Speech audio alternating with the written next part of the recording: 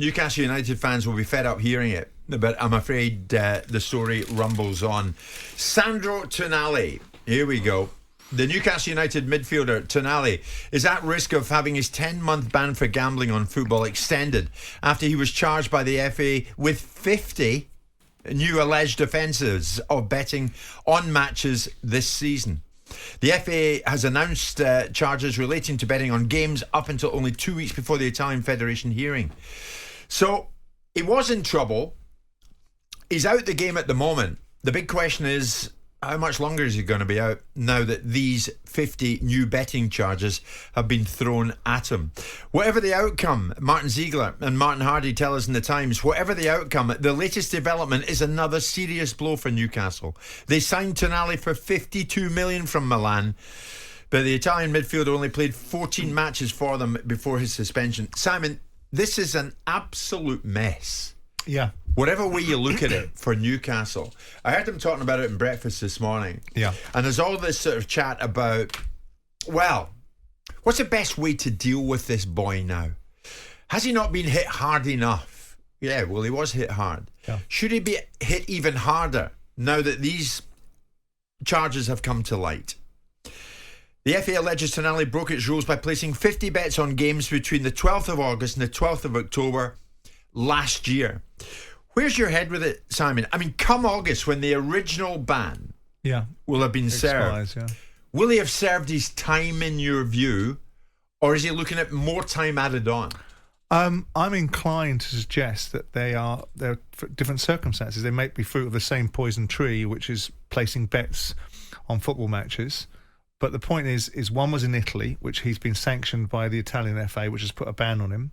Another one is in the UK. Now, of course, the ban has caught him in the UK, but these are two separate sets of offences, and they're two separate set of circumstances. So if you commit a heinous crime, or not, if you commit a crime, and then someone else during the course of the events that comes to light that you committed further crimes, your sentence doesn't get lessened; it tends to get greater. Yes. So I'm minded to be careful of the language I use, because I do become very tired of addiction and mental health being used as a get out of jail card for every time someone does something wrong.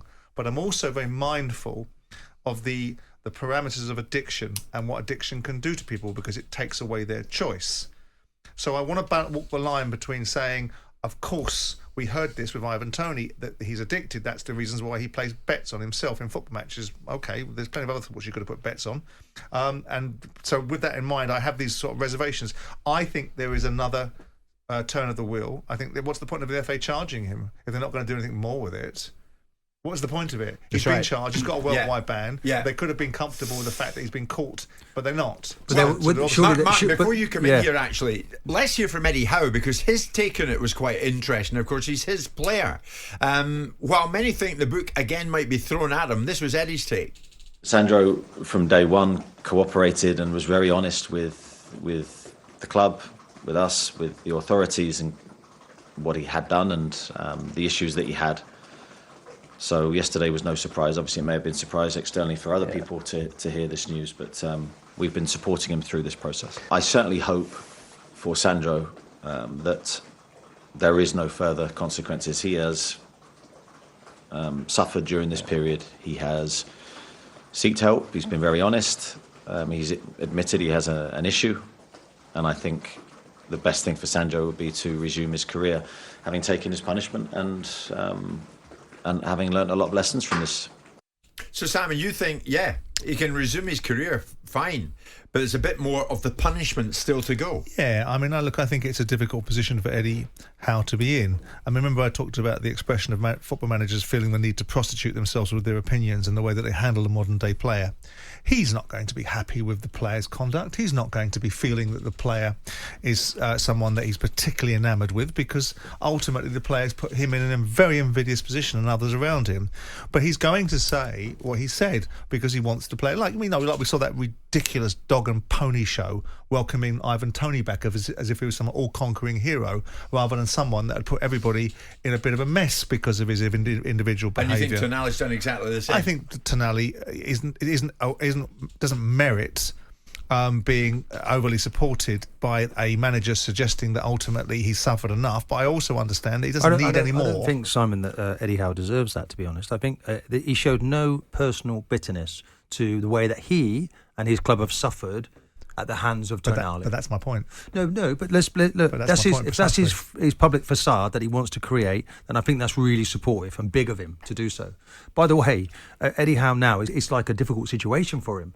You know, if there's another ban, then Eddie's like, will he actually be the manager when Tonali comes back? Because he needs him on the pitch. Yeah, I think it's big of him to come up. He could easily have appointed to that and said, I think it's whether you say it's big of him or it's a reflection of the modern day requirement to manage footballers. Because we both probably know that the behind the scenes would be disappointment and exasperation with the circumstance. The front of camera is supportive. Yeah. And I suppose in this world that we live in, and the reality of a £52 million asset and wanting him back in your dressing room is that you have to pander to this nonsense rather than say, I'm really rather irritated by this. I've been let down by this player, but ultimately, hopefully he will have learned his lesson. That's what people would prefer to hear, but they know when they're grown up enough. But he wants that player back. And he wants that player to hit the ground running. No, but Mark, look at the nub of the problem is this. You're right. Howe needs Tonali. Tonali has made himself unavailable. Yeah. But, there has to be a jeopardy. There's only one person to blame when players here. put these bets on, there has to be a jeopardy or consequence. A consequence to that action, and that's what we're seeing now. And Jim, I can tell you now, the players are watching this and seeing it. The people won't be putting bets on. If they are, they're stupid because they know they're going to be out for. This is like changing the ashtray for some of these players, betting on games, maybe, and their whole livelihood could go out the window. It's not been a secret. It won't take long to change this. It's not been a secret. I don't necessarily think we're going to get much from it by extending his ban. I think that there has to be an element of thinking. I think Newcastle is suffering. I think Newcastle is suffering largely in all of this. Is it not punishment enough that we take him out for Tonali? Yeah, well, he's out for a whole season, Jim, pretty well. Because of his own actions. Yeah, because of his own actions. But who's suffering the most? Newcastle are suffering the most. They're 10th in the table. Well, there's a question to ask. There's a question to ask yourself, right? If you're inside, I'm not inclined to bash Dan Ashworth for this, right? But I guarantee you, the most people understood or have an implicit understanding that this would have been well known in Italy. This wouldn't have been a secret. Now that might be supposition. Here's the thing. Is it fair to suggest they should have done the due diligence? Because ultimately the due diligence would mean put a waiver in a contract and ask someone to disclose their particular persuasions and challenges, right? If you haven't done that, then some people would say, well, why would they do it? It's not an industry standard. But if you know, like we know, right, that the industry has a gambling problem, that players, and it is not individual, there's lots of it going on. It's just a few people have been caught. And we've seen it left, right and centre. So if you know that as a leading light, why wouldn't you make that part of your thinking to make sure that door is closed as well? So being in a dressing room in the past with players that gamble, I think we all know who they are. I don't think you can be a silent gambler. It's like people are sharing knowledge in the dressing room. I've Tonali to have been suddenly this person that no one knew about really shocks and surprises. So that's my point. So on one hand, I feel that it's difficult to smash Ashworth and people for that, because as the industry got a standard of making sure that players can declare this like they have to declare their medical history and put it as a waiver in a contract, right? But then no one does that, from my understanding. But if you do know that the industry, if you're in top of the game and you know everything about your industry, then you would start to build these things into your contract so that you never find yourself in a situation. And that might be a little bit forward thinking, but that's what you get people to do when they're very good at what they do. So the bottom line is Newcastle bought a player for 52 million quid that they're not going to get anything from. I guarantee you, unless someone can tell me something different in this conversation, he's still getting paid by the club. So tell me then, is this transfer fee, 52 million, paid over the course of the contract? And is it possible, if evidence was found, that Newcastle would renege on some of these continuous depends payments? What that evidence suggests, and if that evidence leads towards misrepresentations. Because if Newcastle didn't ask the question, is it whichever club's job it is to disclose things about the player? Is it the agent's job? If they listen, I would imagine that Newcastle are not stupid. They're no slouches. If they wanted to look into this, they would have got people to look into it. But he to was try and find when he came available. It was a You surprise. can see the timeline in this as well, Simon. Tonali's agent admitted in October that Tonali was an addict, going public with the player's personal problem before the punishment was confirmed. Yeah. So the agent tried to get ahead of the game. Here's the thing, though, Martin. The FA have come up with 50 new alleged offences of betting on matches this season. What you're saying is, for the sake of the boy, he's been punished enough, put a line through these 50.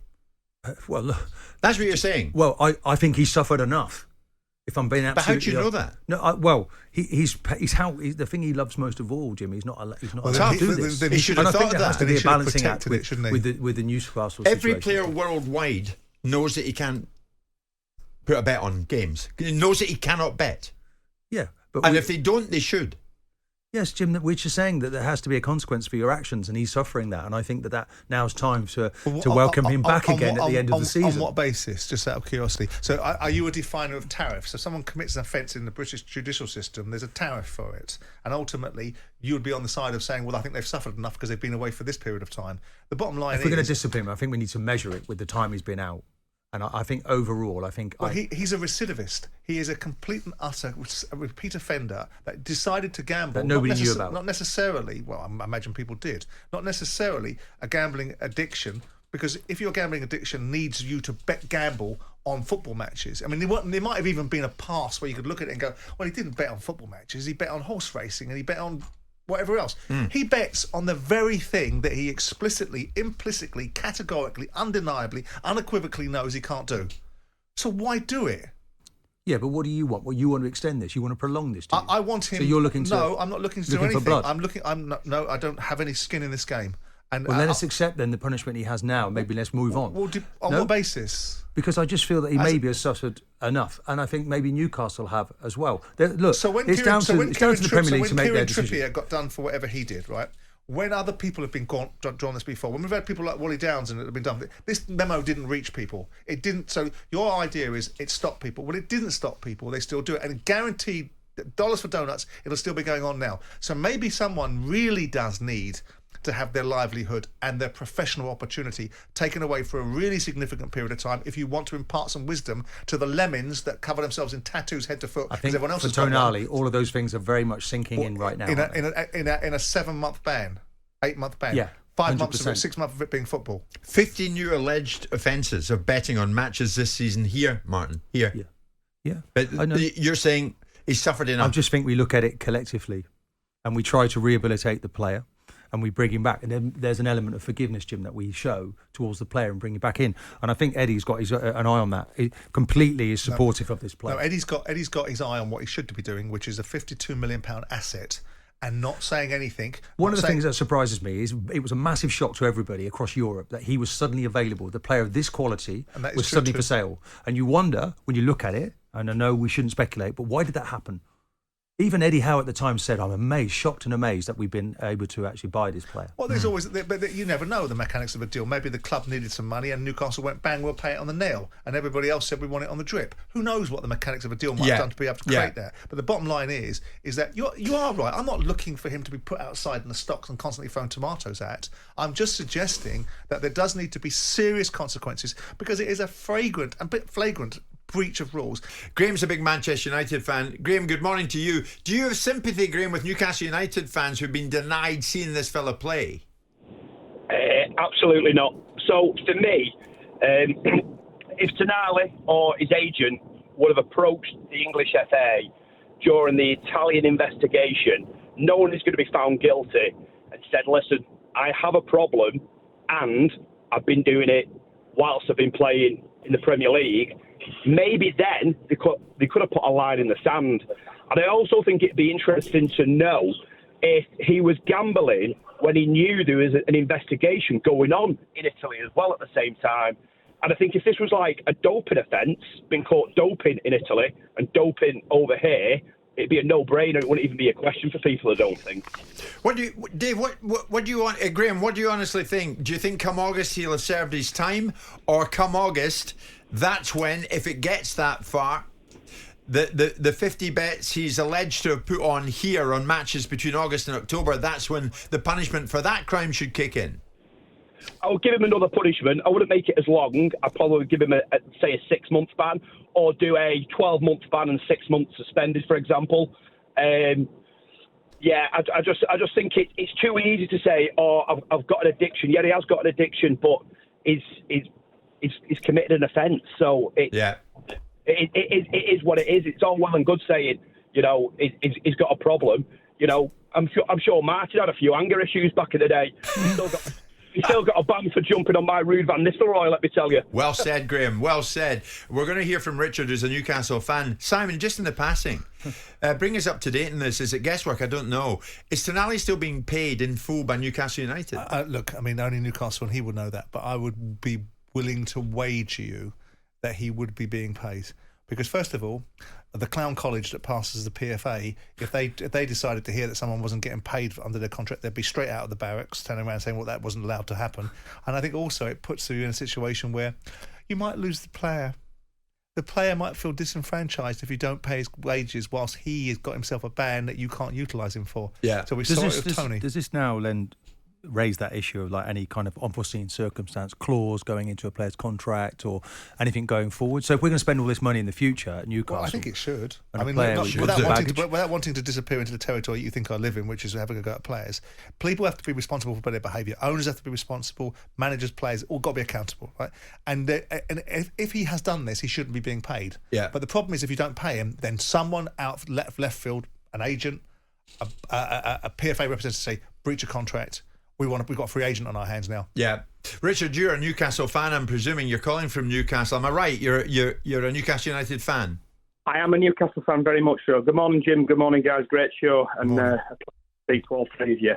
Good morning, Richard. Where do you stand on this then, mate? Well, I've been a Newcastle fan since I was very young. Family from Newcastle and, roots. I'm actually from Leeds originally, but that's...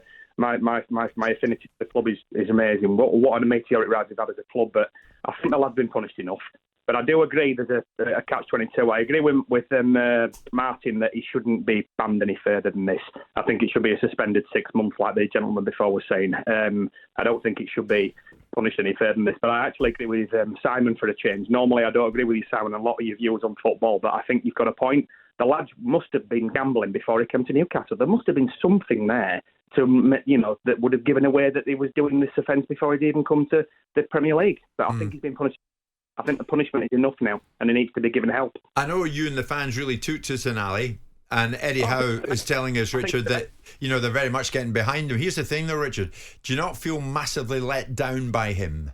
Hugely, yes, I do. I feel let down by the club in a way as well, because I don't think they've done enough to try and make sure that they've countered what Simon was saying. There should have been something put in place to find out why was a player of such immense quality, and he is, the lad's quality, he is quality. I've got a few friends in Italy who are Milan fans, and they were saying they didn't want him to go, but there must have been something there. Milan must have known something was in the background before they let him go. When someone calls, like Newcastle, trying to get up the league, and other opinions I've got about the FFP stuff, don't get me started on that. Right. Okay, Richard. No, many good points, mate, and thanks for joining. Simon, if you're at the top of the house at Newcastle, you'd be fuming. Yeah, of course you would. You'd be disappointed. I mean, look. Let's be clear. The £52 million they've paid for Tonali is about 6p to the average person in the life that we lead because of the wealth that the football club has. But the irritation level will be at the people that have made the decisions. Eddie Howe loses a resource. The people that recruited him and did the deal for him will have people looking at him saying, well, why didn't you know? And football is a very small industry, and you should know. But I can tell you, players have been transferred with injuries that clubs have known about that haven't told other football clubs. So it's not just a case of... It's much more difficult to get into the workings of someone's private life than it is to get into the workings of their profestional life. So I do think there's some element of... I think, it's go interesting. After people too. It's interesting, like just looking at it in a fair manner, just speaking about former players, whatever. I do feel that if there's there needs to be a clause, some jeopardy clause for the player. If it is that he's done something that then means that he cannot play football for the club that he goes to next, whether it be an injury that he hasn't declared, whether it be an addiction that he hasn't declared where he's going to suffer from. I don't think the player should be being paid at this point. I agree. The challenge is, though, when you've got a fixed-term contract on an asset, right, you will be in a situation where in no way are the union going to allow a contract to be amended for a club to stop paying a player and ultimately retain the value of that player. Yeah. So what I think should happen is the contract should be necessarily extended if the club choose to at their discretion, because the year that he's lost should be tacked on to another year if the club wants it, without any debate, negotiation or increase in wages on the player, because the club have lost a year. I don't think this is over. I don't think this is over because when it comes to paying the down payments for this player, I'm not sure what the legal situation But is. you at think Newcastle. Tonali's on full wages at the moment? I would be surprised if he's not. And I mean, I know that someone's taking the irony of the fact I said I'm willing to wager. I get what you're saying. Of course. You know what I mean? Of course. Yeah. Perhaps we'll read something else. Perhaps So- we'll read that maybe he has been offering up some Tonali big out wages for back a to the long club. period of time, and it could be longer. It could be longer. Jim White and Simon Jordan. Monday to Friday mornings from 10 on AM, on DAB, via the TalkSPORT app and on your smart speaker. TalkSPORT.